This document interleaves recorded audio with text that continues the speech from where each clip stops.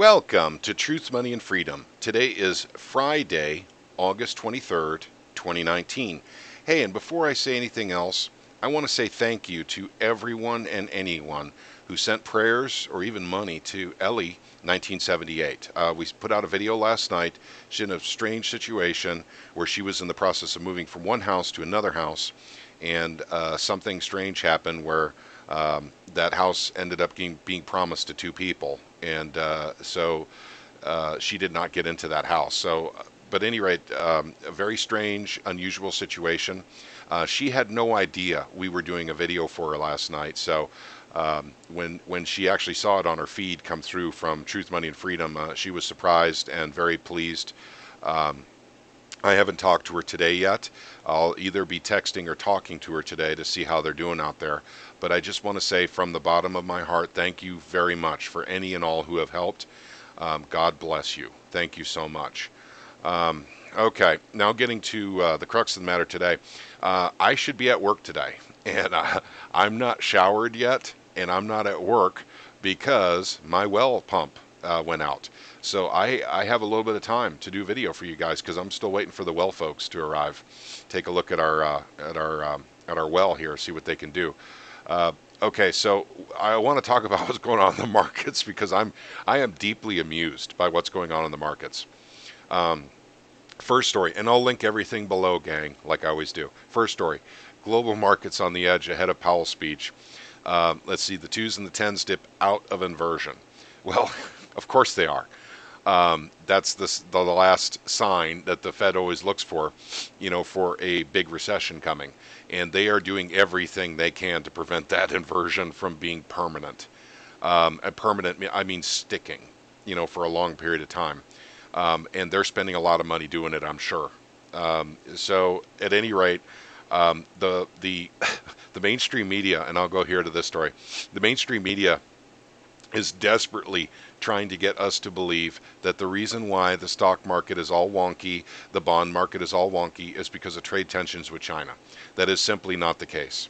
This literally has to do with one thing and one thing only, and that's our failing economy, the end of the economic Keynesian cycle. We are coming to the end of it.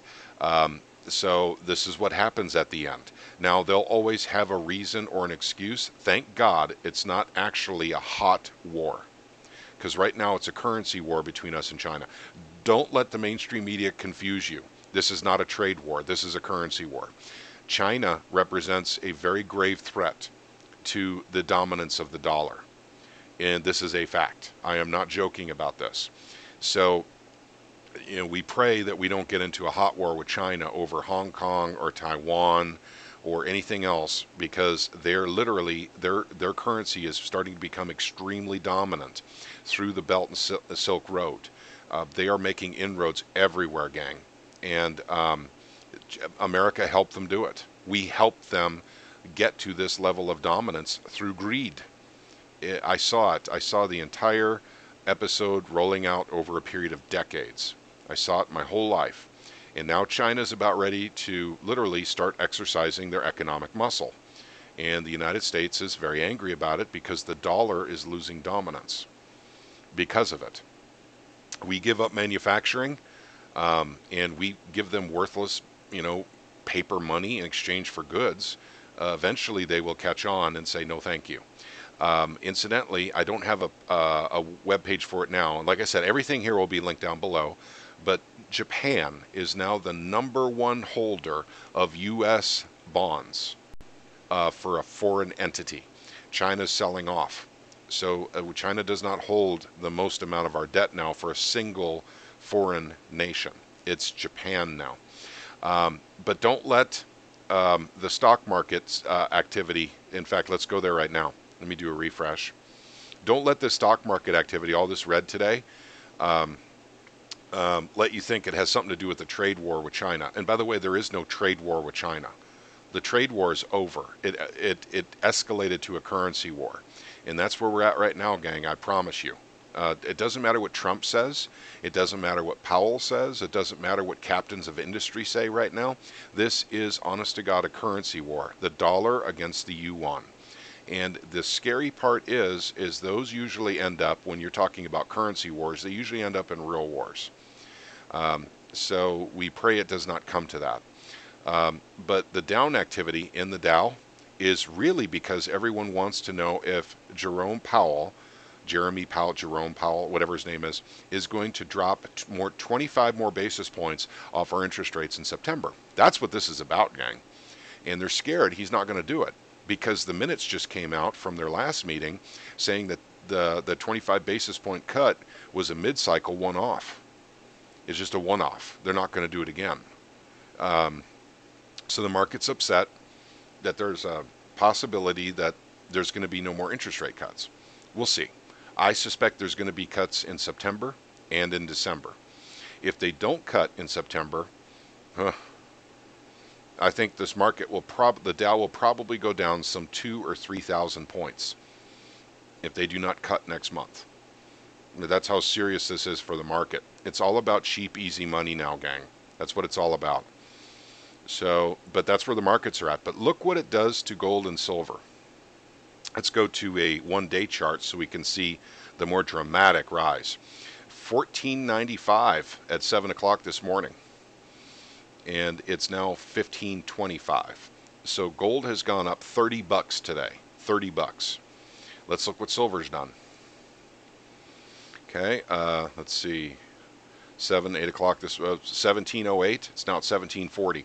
It's up more than 30 cents, per ounce of silver, for the day. Actually, for the day, we go back to 16.99. It is up 40 cents on the day.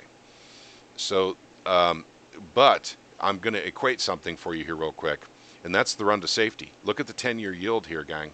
It's 1.3%. It's gone down 4.66%. That means people are buying bonds. Let's take a look at the bonds.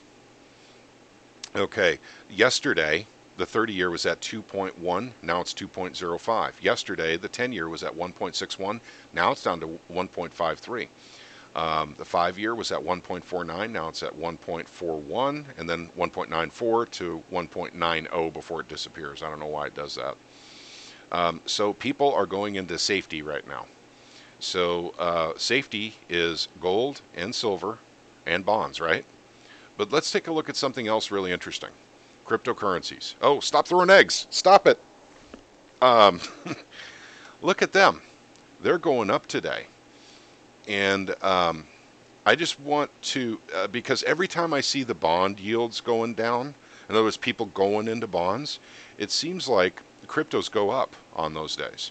And if that's true, there's probably a new mentality out there that cryptocurrencies are a safe haven.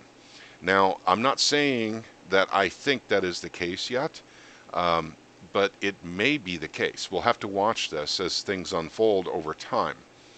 But cryptocurrencies are going up while bond yields are going down. Same thing with precious metals. So in other words, money's coming out of the markets.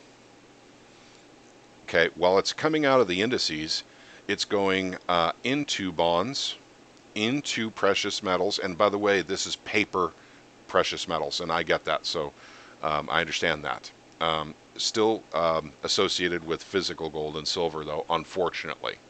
And cryptocurrencies. So bonds are being bought, precious metals, paper is being bought, and cryptocurrencies are being bought while the indices are going down. So, let's see if that same pattern holds going forward when we see this type of activity happening in the market.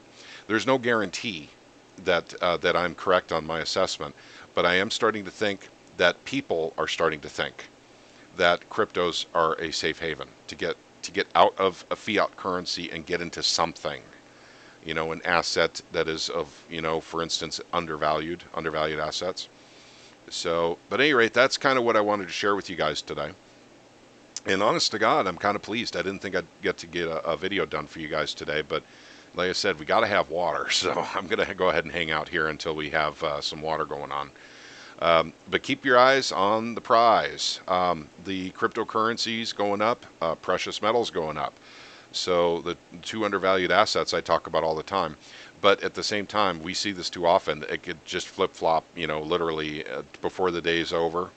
For instance, if Powell comes out, and I'm going to make a prediction that Powell is going to leave.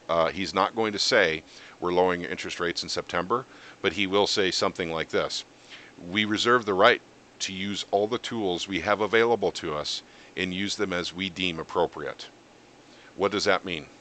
If he says something like that, it means, hey, gang, if we need to, we're going to print money. I mean, we're going to print a feces ton of money for you. And we're going to lower interest rates too. So, I mean, that's the way the Fed talks. It's really ridiculous. But most bankers understand what they're saying, and certainly Wall Street does. Okay, but that's all I have for you guys for now. You guys, once again, you guys have a wonderful day. Thank you again for anyone who has helped Ellie. Prayers, money, anything for helping Ellie. She's a good friend of ours. She's a very good friend of our channel, Truth, Money, and Freedom. We love her to death. She's an excellent researcher. So we're always pleased when she chimes in on topics that we're looking into. And I want all of you to know how much I appreciate all of you. You guys have a wonderful day. May God bless each and every one of you. Take care.